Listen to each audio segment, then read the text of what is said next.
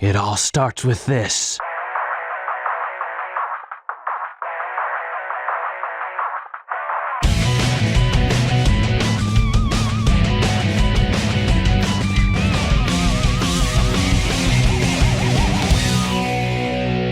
This is the ultimate power. Hello everybody, it's me, your good friend Sparky, and welcome back to Sonic Heroes. Today we're heading off to the Rail Canyon, and Team Dark has their sights set on Eggman. Eggman energy detected. Ground base up ahead. I wonder what the doctor really meant. We must capture him first. Let's go. And we are indeed gonna capture that doctor and possibly destroy him, maybe. Also interesting that Omega seems to be equipped with key sensors, so he can tell exactly where Eggman's energy is. A bit funny that. But hey, what's not funny and what is entirely awesome is the fact that Rail Canyon is all about one of my favorites Sonic mechanics or game mechanics in general, really. And that is rail grinding. Ever since Sonic Adventure 2 Battle introduced me to the concept, I have been in love with the idea of rail grinding in video games ever since. And it is just... it's like the epitome of awesome game mechanics. For whatever reason, I have a hard time explaining it, but it just, like, oozes radicalness, and whenever it's in a game, I am all about it. It's pretty big in the Ratchet and Clank games, I know, and I think in Pokemon X and Y, since you can scoot around on roller skates, there's little, rail sections where you can rail grind with your skates, and that is very Shadow the Hedgehog of that game. Which is not something I'd expected out of a Pokemon game at any point, but the fact that it exists is nothing but magic. There's also that one cutscene in Final Fantasy X where they start rail grinding to go after Yuna, and it's not really like a game mechanic, but just the fact that they included that in a Final Fantasy game is... it's stellar. It really is. I'm not sure if Sonic Adventure 2 started the concept of rail grinding or not, but I feel like it's one of the earliest examples I can at least think of that it was a game mechanic, and it kind of just spun off and inspired people from there. And just because it's cool, it's really awesome. That being said, the mechanic is not perfect in Sonic Heroes, much like it wasn't that perfect in Sonic Adventure 2 as well. I honestly feel like, maybe it's blasphemy to say, but some of the rail grinding stuff in Sonic Adventure 2 was some of the funkiest gameplay parts, at least for the speed characters. Just because it's a little bit awkward. See, you can snap to different rails by using the control stick and the jump button, but as you can see right here, it doesn't really always work that well. You have to be positioned, like, exactly right and, like, not too far above another rail for it to function. So, sometimes when the character's supposed to just, like, do their quick jump and snap to the rail next to them, it just doesn't really work, and you end up falling into a pit. It was kind of the same in Sonic Adventure 2 as well. And rail grinding didn't start to get really, really good and, like, functional until Shadow the Hedgehog, which was the game after this. In that game, the rail grinding started to also have, like, a quick animation associated with it as well. So it ended up being more about, like, a character animation very safely placing you on the next rail rather than the game kind of quick snapping you to the rail next to you, and sometimes that mechanic just not functioning, like, at all. It's not too terribly intrusive, and rail grinding also has the, like, odd quirk of when you hit the B button to accelerate, sometimes your characters turn around and rail grind backwards, like Omega is doing right here. It's not all of the characters, but it seems exceedingly dangerous to ride a rail backwards. All the same, it's still pretty cool to look at, and it's just in there for the, like, amazing awesome factor, I'm sure. You gotta be careful, too, on the rails here, because sometimes these rhinos that are grinding the rails with you will like to destroy them and sort of screw up your mojo. So you gotta be careful, and you gotta watch the stage, which isn't always easy, considering how fast you can start going. And there's also these switches scattered around that end up changing the laser rails. Yeah. It's kind of interesting that they're rail grinding on what appear to be beams of light. I don't really get how that works.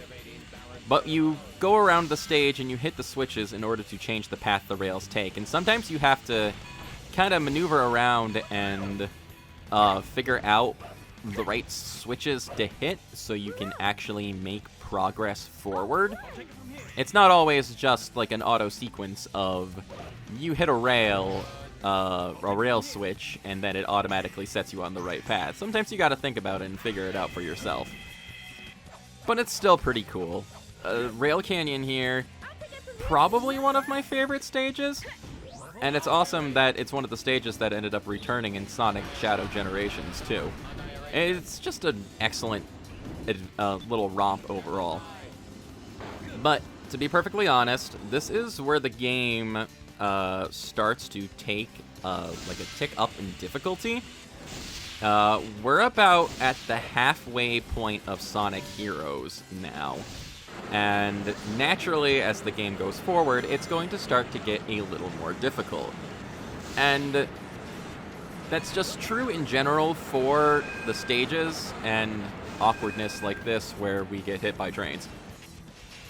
But somehow managed to make a miraculous recovery and start to rail grind upside down, which is just as physics-defying and awesome as you would think. But, yeah. This stage is a little awkward with that. And there goes Omega into the abyss again. Yep. This stage really likes to make you think about your mistakes, too, which is pretty interesting. And it all kind of accumulates to the point I'm getting at, where it's not all just about a, like, up in difficulty of the sorts of enemies you're encountering. The enemies are still pretty standard, all things considered. We're going to be starting to see much stronger enemies in the next set of stages that are popping up. But it's also kind of ends up being a realization of exactly what can make Sonic Heroes difficult. And that is definitely the stage length. I've said it before, I believe, and I'll keep saying it again. These stages get long. They get to be kind of a marathon to get through. And for the most part, it's not really too bad. If you can get into a flow with a stage, you can end up having fun with it and not even realize how long you've been playing the stage. Speaking of playing the stage, we're done with Team Dark for the moment. Of course, falling off right towards the end of the stage means we're going to get a pretty abysmal rank, because our scores got completely reset, and our levels were lost. That's just kind of part of the game, sometimes. Chin up, Omega. You'll get him next time. But with Team Dark taken care of, we're moving back to Team Sonic, heading to Stage 8, Bullet Station, which is full of more rail grinding shenanigans and the like. It's getting creepy around here. It's because we're getting closer to the center. I guess we're heading in the right direction. Leave it to me.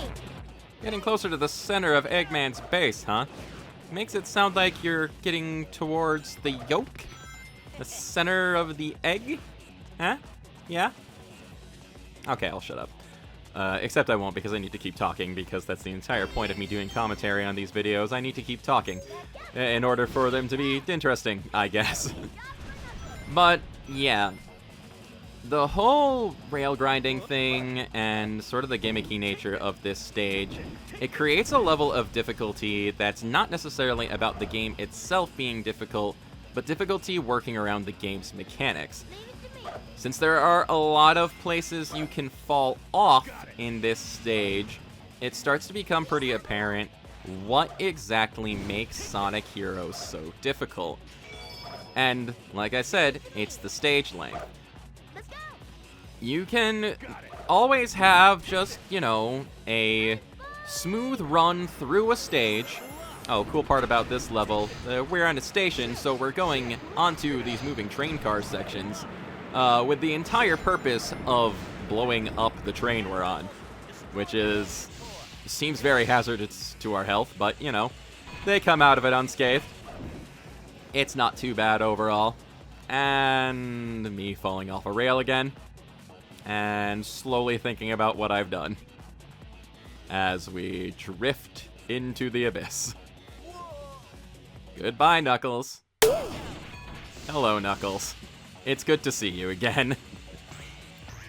But yeah, when you encounter stages like this, when they start to get more difficult and you're starting to work around more and more stage gimmicks, what really hammers home the stage length and stuff like that is the fact that you're losing lives and you're having to start sections over again. So the already very long stages, they start to become and feel even longer because you're hitting checkpoints and you're having to go backwards through parts of the level, essentially. You're restarting from certain parts and having to play certain parts over again. And honestly, yeah, Rail Canyon and Bullet Station, they ended up causing a lot of lives to be lost, which meant I ended up spending a lot of time on these stages. And when you have to spend a lot of time on a stage playing sections over and over again, it can start to wear pretty hard on your nerves. Combining the fact with these stages being very lengthy in general, sometimes you're spending upwards of 20 or maybe even 30 minutes, depending on how deep you are into the game, just on one stage. This sort of thing gets much worse as the game goes on, and you start to get to the final couple of stages, which get even longer and more gimmick heavy and more punishing to you if you end up accidentally losing a life. We're still in the middle of things here, so this isn't the worst it gets, but you start to really get a feel of exactly what ends up making this game challenging. In all honesty, the first couple of stages are a little unassuming in that regard. The seaside stages, the city stages, even the pinball casino stages to a certain extent, they're fairly straightforward. There's places you can mess up and fall off and lose lives, of course, but it's nothing to the length of a stage like Bullet Station here, where there are very large gaps between areas where all you might have to defend yourself is a little strip of metal that your characters are skating along. And there's also segments like this that really, really mess with your nerves, and you have to hope you are good at maneuvering your flying characters around in order to safely make it around. In all honesty, in a lot of situations, I would suggest taking on the rails with the flying characters in general, just because you do kind of get that little grace period of, okay, I can start flying and recovering. Pretty important note about the flying characters is that as long as you're not moving, your flight gauge does not decrease. You can continue to hover in place and sort of try to figure out your next move. As soon as you hit the control stick, though, that's a bit of a different thing altogether.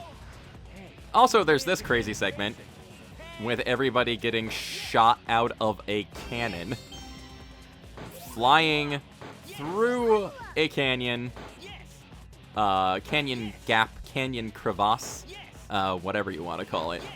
Hitting lots of item balloons along the way, steering back and forth. In the Team Dark version of this stage, too, there are actually also spike balls along some of these segments.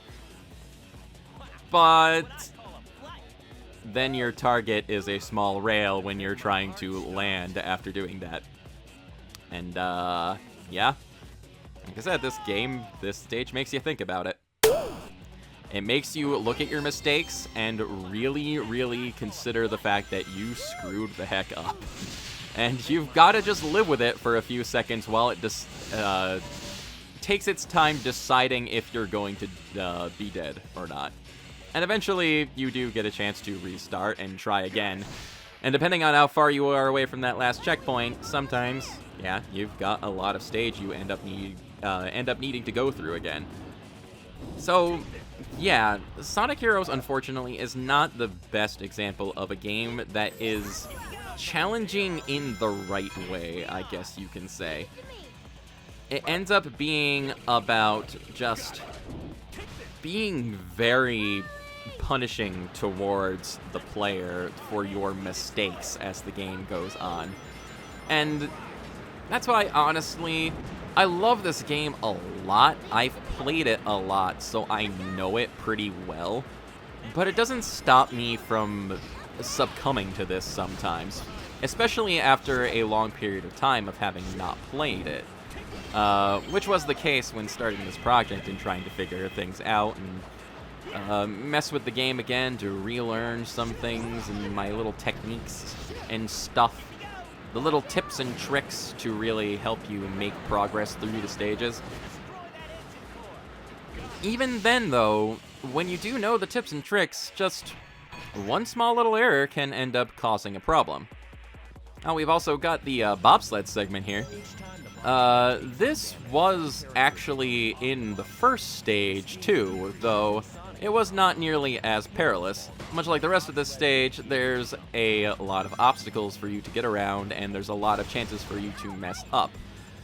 If you're zooming along and you don't know exactly what's ahead of you, you can end up taking damage, and that can definitely start to cause problems.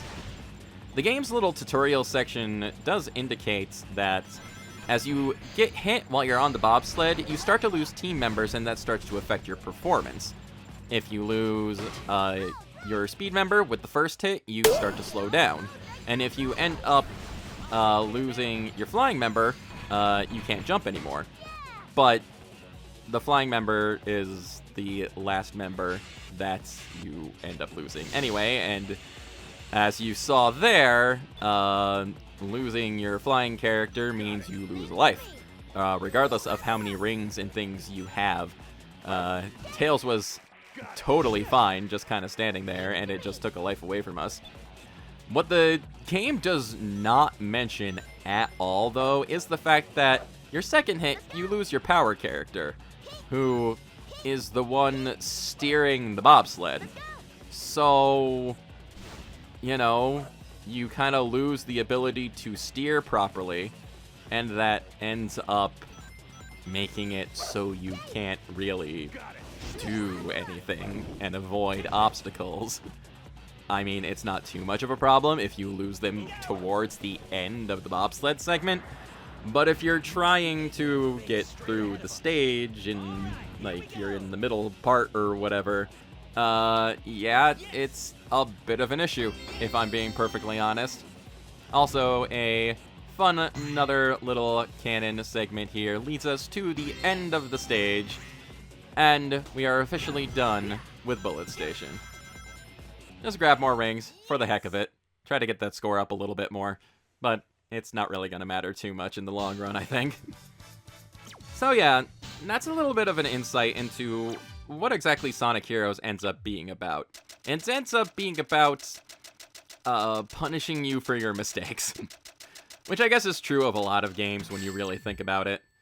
But all the same, I didn't use all my strength. The game could have used a little more of its strength.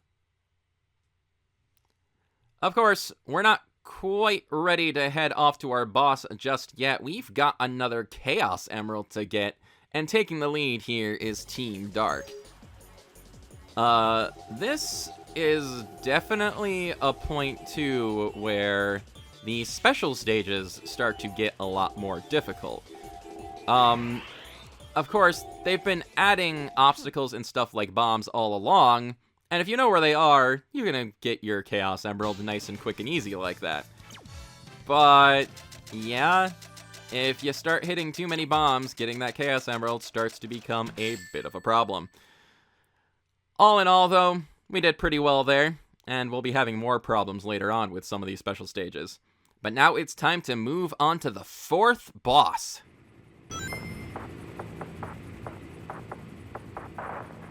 We got him! Capture him first. Then you can have your revenge, Omega. Affirmative. Ready all cannons! Open fire! We have to get him, no matter what. All right? Okay. It's time to do battle with Dr. Eggman with his big old war machine that he's going to try and conquer the world with, supposedly. And that is the Egg Albatross. It's a multi-stage boss fight, kind of like the Egg Hawk, but it functions pretty differently. There's no segments here where you stop what you're doing and then you have a chance to deal lots of damage to the boss. This is all about chasing after the boss and trying to deal damage as you catch up to him. So you're gonna be playing as the speed character a lot, because the optimal strategy is honestly just repeated homing attacks. You can try to sneak in hits with the power character and try to stun parts with the flying characters, but for the most part, sticking to Shadow or Sonic or Amy or SBO, depending on whatever team you're playing as, is usually the recommended method. And as you fight the Egg Albatross, as you knock out segments, the boss gradually starts to change.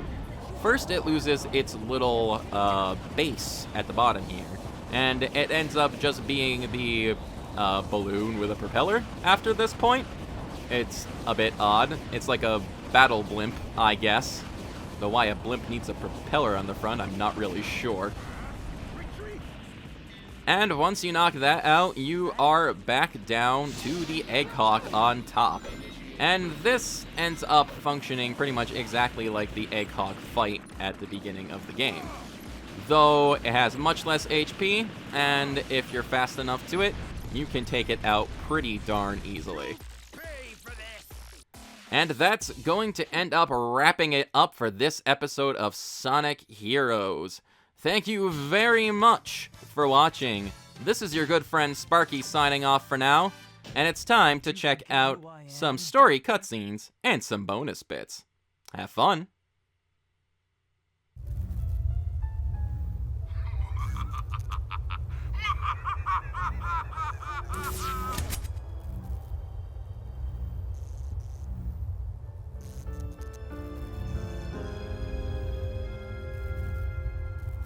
Shadow? Let's go. Once again, you fools have been tricked. It's a fake? From these canyons, watch as I conquer the world with my air fleet. And this time, you can't stop me. Drat, a trap to stall for time. Sonic! It's not an Eggman robot. Sonic! Knuckles! Wait for me! All life form data successfully copied.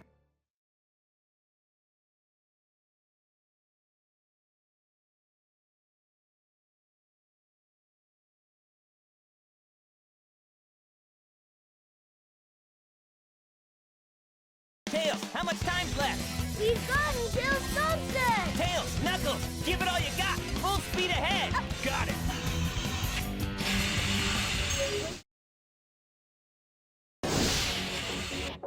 It's starting to look like a base. Here we go. Prepare to infiltrate.